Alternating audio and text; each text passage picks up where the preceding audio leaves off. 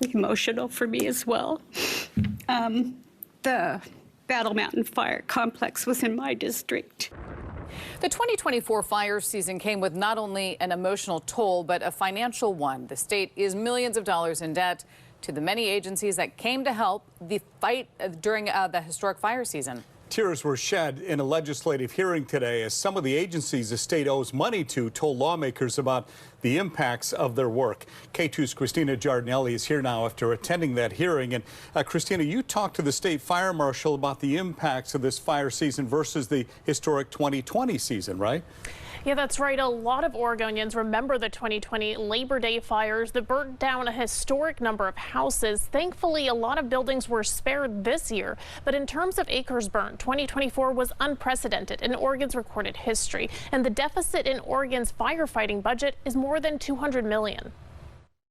It's difficult to put a price tag on homes spared. Chiloquin Fire Chief Mike Cook did his best. We were able to protect $10 million worth of homes in value in the first 12 hours. That is not considering the increased safety to our firefighters by having additional firefighters on scene. The $37,000 he says the state still owes his district can't compare to what was saved. But for a small rural fire district, that outstanding payment is a lot. Lawmakers like Bobby Levy assured him they don't take the debt lightly. And I can see it's very emotional for you.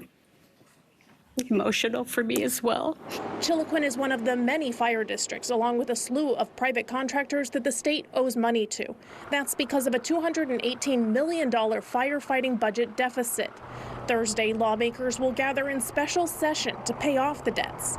State Fire Marshal Mariana Ruiz-Temple says it's a priority for her agency and the Oregon Department of Forestry. And whether you were a landowner, whether you were a rancher, whether you're a local fire district, whether you're a contractor, they all came when asked to handle Oregon's worst day, frankly, and I just want to thank them for what they did. I think a lot of people think of 2020 as like the big historic fire season, but it seems like 2024 has surpassed that. Can you talk a little bit about sort of those differences, or either of you?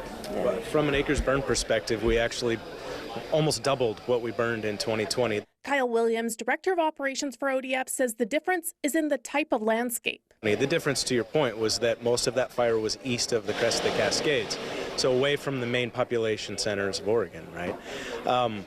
From the community impacts perspective, though, we still had almost as many communities threatened.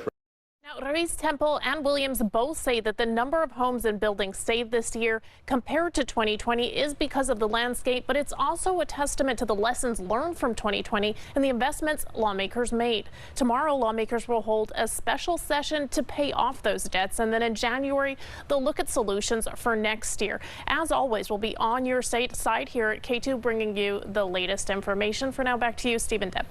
Thank you, Christina.